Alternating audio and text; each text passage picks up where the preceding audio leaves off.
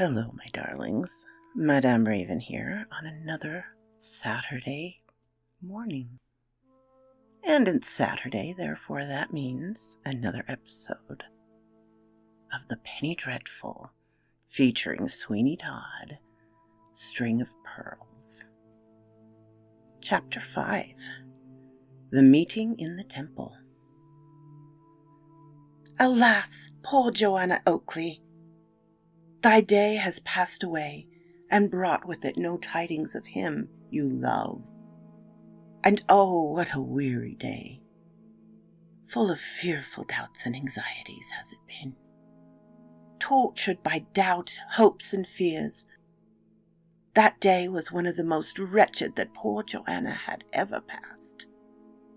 Not even 2 years before, when she had parted with her lover, had she felt such an exquisite pang of anguish as now filled her heart, when she saw the day gliding away, and the evening creeping on apace, without word or token from Mark in Jestry.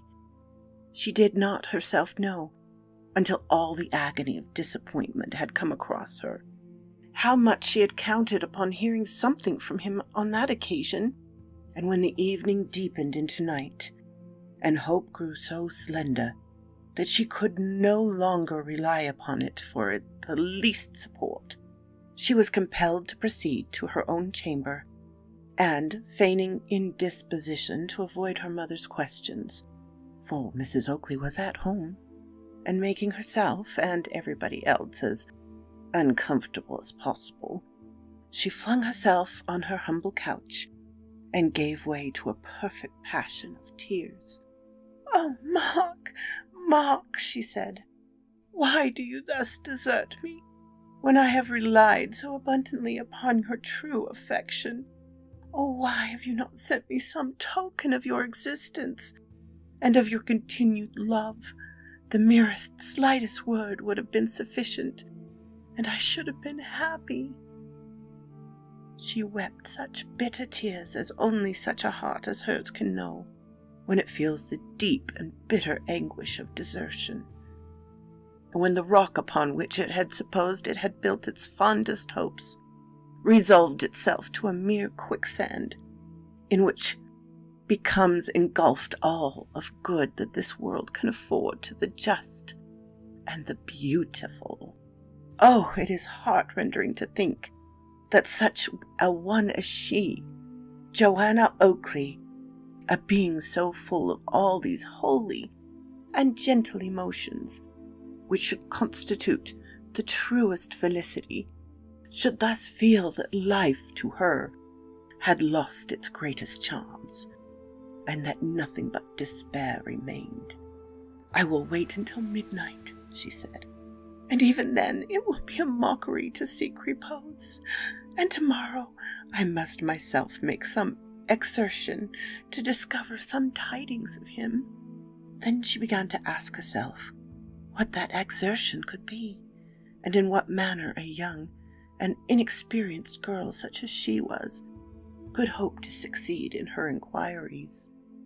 And the midnight hour came at last, telling her that, giving the utmost latitude to the word day, it had gone at last, and she was left despairing.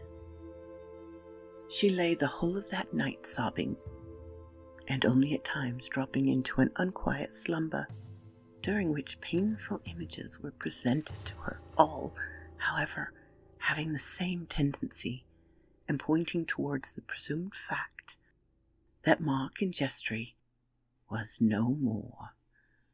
But the weariest night to the weariest waker will pass away, and at length the soft and beautiful dawn stole into the chamber of Joanna Oakley, chasing away some of the more horrible visions of the night, but having little effect in subduing the sadness that had taken possession of her. She felt that it would be better for her to make an appearance below than to hazard the remarks and conjecture that her not doing so would give rise to. So, all unfit as she was to engage in the most ordinary intercourse, she crept down to the breakfast parlour, looking more like the ghost of her former self than the bright and beautiful being we have represented her to the reader. Her father understood what it was that robbed her cheeks of bloom. Although he saw it with much distress, yet he had fortified himself with what he considered was some substantial reasons for future hopefulness. It had become part of his philosophy. It generally is a part of the philosophy of the old to consider that those sensations of the mind that arise from disappointed affections are the most evanescent character, and that, although for a time they exhibit themselves with violence, they, like grief for the dead, soon pass away, scarcely leaving a trace behind of their former existence. And perhaps he was right as regards the greatest number of those passions, but he was certainly wrong when he applied that sort of worldly wise knowledge to his daughter, Joanna. She was one of those rare beings whose heart was not won by every gaudy flatterer who may buzz the accents of admiration in their ear. No, she was qualified, eminently qualified to love once, but only once, and like the passion flower that blooms in abundant beauty once and never afterwards puts forth a bloom, she allowed her heart to expand to the soft influence of affection, which, crushed by adversity, was gone forever. "Really, Joanna," said Mrs. Oakley, in the truly convectible twang, "you look so pale and ill that I must positively speak to Mr. Lupin about you." "Mr. Lupin, my dear," said the spectacle maker, "may be all very well in his way as a parson, but I don't see what he can do with Joanna looking pale. A pious man, Mr. Oakley, has to do with everything and everybody. Then he must be the most intolerable bore in existence. And I don't wonder at his being kicked out of some people's houses, as I have heard Mr. Lupin has been. And if he has, Mr. Oakley, I can tell you his glories in it. Mr. Lupin likes to suffer for the faith, and if he were to be made a martyr tomorrow, I am quite certain it would give him a deal of pleasure." "My dear, I'm quite sure it would not give him half the pleasure it would give me." "I understand your insinuation, Mr. Oakley. You would like to have him murdered on account of his holiness. But though you say these kinds of things at your own breakfast table, you won't say as much when he comes to tea this afternoon." "To tea, Mrs. Oakley? Haven't I told you over and over again that I will not have that man in my house? And haven't I told you, Mr. Oakley, twice that the number of times he shall come to tea? And I have asked him now, and it can't be altered. But, Mrs. Oakley, it is of no use, Mr. Oakley, your talking. Mr. Lupin is coming to tea, and come he shall. And if you do not like it, you can go out. There, I am sure you can't complain now that you have actually the liberty of going out. But you are like the dog in the manger, Mr. Oakley, I know that well enough. And nothing will please you. It's a fine liberty indeed, the liberty of going out of my own house to let someone else into it that I don't like." "Joanna, my dear," said Mrs. Oakley, "I think my old complaint is coming on. The beating of the heart and the hysterics. I know what produces it. It's your father's brutality. And just because Dr. Fungus said over and over again that I was to be kept perfectly quiet, your father seizes upon the opportunity like a wild beast or a raving maniac to try and make me ill."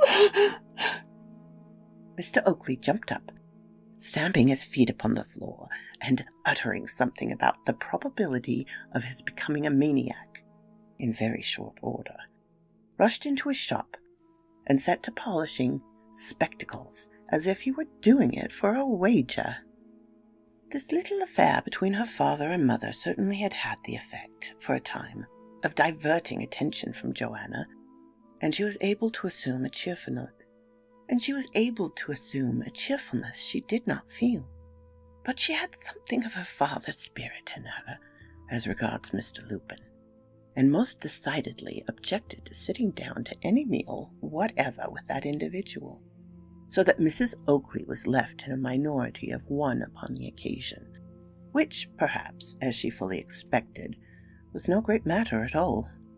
Joanna went upstairs to her own room, which commanded a view of the street. It was an old-fashioned house with a balcony in front, and as she looked listlessly out into Fore Street, which was far then from being the thoroughfare it is now, she saw standing in a doorway on the opposite side of the way a stranger who was looking intently at the house, and who, when he caught her eye, walked instantly across to it and cast something into the balcony of the first floor. He touched his cap and walked rapidly from the street. The thought immediately occurred to Joanna that this might possibly be some messenger from him concerning whose existence and welfare she was so deeply anxious. It is not to be wondered at, therefore, that with the name of Mark and Jestry upon her lips, she should rush down to the balcony in intense anxiety to hear and see if such was really the case. When she reached the balcony, she found lying in it a scrap of paper in which a stone was wrapped up, in order to give it weight, so that it might be cast with certainty onto the balcony. With trembling eagerness she opened the paper, and reading upon it the following words: "For news of Mark and Jestry, come to the Temple Garden 1 hour before sunset, and do not fear addressing a man who will be holding a white rose in his hand." "He lives! He lives!" she cried. "He lives, and joy again becomes the inhabitant of my bosom. Oh, it is daylight now, and sunshine compared to the black midnight of despair. Mark and Jestry lives, and I shall be happy yet." She placed the scrap of paper in her bosom, and then, with clasping hands and a delighted expression of countenance, she repeated the brief but expressive words it contained, adding, "Yes, yes, I will be there. The white rose is an emblem of his purity and affection, his spotless love, and that's why his messenger carries it. I will be there 1 hour before sunset. 2 hours before sunset I will be there. Joy, joy, he lives, he lives. Mark and Jestry lives, perchance too success in his object. He returns to tell me that he can make me his, and that no obstacle can now interfere to frustrate our union. Time, time, float onward on your fleeting pinions." She went into her own apartment, but it was not as she had last gone to it to weep. On the contrary, it was to smile at her former fears, and to admit the philosophy of assertion that we must suffer much more from a dread of those things that never happened than we do for actual calamities which occur in their full force to us. Oh, that this messenger has come but yesterday! What hours of anguish I should have been spared! But I will not complain. It is not to be said that I repine at present joy because it did not come before. I will be happy when I can, and in consciousness that I shall soon hear blissful tidings of Mark and Jestry, I will banish every fear. The impatience which she now felt brought its pains and its penalties with it, and yet it was quite a different description of feeling to any she had formerly endured, and certainly far more desirable than the absolute anguish that had taken possession upon her upon hearing nothing of Mark and Jestry. It was strange, very strange, that the thought never crossed her mind that the tidings she had heard in the Temple Gardens from the stranger might be evil ones. But certainly such a thought did not occur to her, as she looked forward to a meeting which she certainly had no evidence to know might not be of the most disastrous character. She asked herself over and over again if she should tell her father what had occurred, but as often as she thought of doing so, she shrank from carrying out the mental suggestion, and all the natural disposition again to keep herself the secret of her happiness returned to her with full force. But yet she was not so unjust as not to feel that it was treating her father, but slightly to throw all her sorrows into his lap, as it were, and then to keep from him everything of joy appertaining to the same circumstance. This was a thing she was not likely to continue doing, and so she made up her mind to relieve her conscience from the pang it would have otherwise had, by determining to tell him, after the interview at Temple Gardens, what was its result. But she could not make up her mind to do so beforehand. It was so pleasant and so delicious to keep the secret all to herself, and to feel that she alone knew that her lover had so closely kept faith with her as to be only one day behind his time in sending to her, and that day, perhaps, far from being his fault. And so she reasoned to herself and tried to while away the anxious hours, sometimes succeeding in forgetting how long it was still to sunset, and at others feeling as if each minute was perversely swelling itself out into 10 times its usual proportion of time, in order to become wearisome to her. She had said she would be at the Temple Garden 2 hours before sunset instead of 1, and she kept her word. Looking happier than she had done for weeks, she tripped down the stairs of her father's house, and was about to leave it by the private staircase, when a strange, gaunt-looking figure attracted her attention. It was none other than Reverend Mr. Lupus. He was a long, strange-looking man, and upon this occasion he came upon what he called horseback. That is to say, he was mounted upon a very small pony, which seemed quite unequal to support his weight, and was so short that if the revered gentleman had not poked his leg out at an angle, they must inevitably have touched the ground. "Praise the Lord," he said, "I have intercepted the evil one. Maiden, I have come here at thy mother's bidding, and thou shalt remain and partake of the mixture called tea."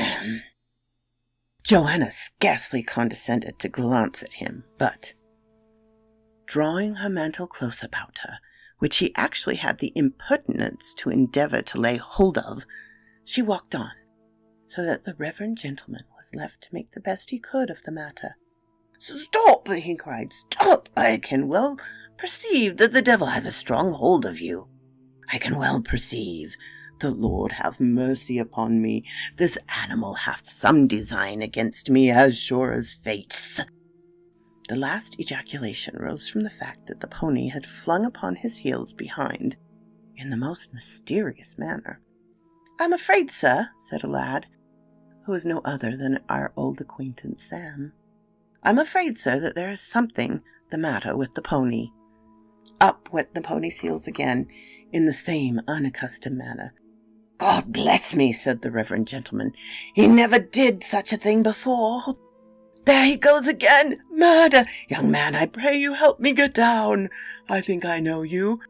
Are you the nephew of the godly Mrs. Pump? Truly this animal wishes the death of me." At this moment the pony gave such a vigorous kick-up behind that Mr. Lupin was fairly pitched upon his head, and made a complete somersault, alighting with his heels in the spectacle-maker's passage. It has unfortunately happened that Mrs. Oakley at that moment, hearing the altercation, came rushing out, and the first thing she did was to fall sprawling over Mr. Lupin's feet. Sam now felt it time to go, and as we dislike useless mysteries, we may as well explain that these extraordinary circumstances arose from the fact that Sam had brought himself, from the haberdasher's opposite, a halfpenny worth of pins, and had amused himself by making a pin-cushion of the hindquarters of the Reverend Lupin's pony, which, not being accustomed to that sort of thing, had kicked out vigorously in opposition of the same, and produced the results we have recorded. Joanna Oakley was some distance upon the road before the reverend gentleman was pitched into her father's house, in the manner we have described, so that she knew nothing of it, nor would she have cared if she had, for her mind was wholly bent upon the expedition she was proceeding on.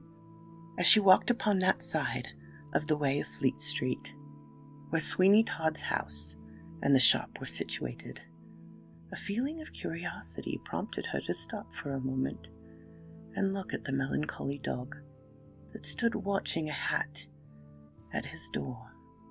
The appearance of grief upon the creature's face could not be mistaken, and as she gazed, she saw the shop door gently open and a piece of meat thrown out.